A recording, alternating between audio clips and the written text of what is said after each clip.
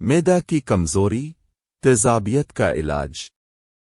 جب معدہ خراب ہوتا ہے تو بھوک نہیں لگتی، جتنا بھی کھایا جائے کھانا ہضم نہیں ہوتا اور پیٹ بڑھ جاتا ہے اور نہ ہی صحت بنتی ہے، ہاتھ پاؤں کے تلوے جلتے ہیں، معدہ میں ہر وقت جلن ہوتی ہے، منہ سے بدبو آتی رہتی ہے۔ معدہ خراب ہونے کی وجہ انسان ہم بستری کرنے میں دشواری کا سامنا ہوتا ہے اور مردانہ ٹائمنگ اثر انداز ہوتی ہے، قبض کا شکار ہو جاتا ہے اور بھی بہت سی بیماریاں مول لیتی ہیں۔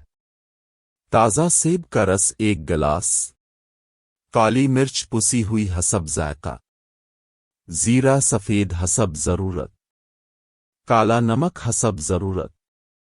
ان سب کو مکس کے پیے، معدہ کی تمام بیماریوں کو جڑ سے نکال دے گا۔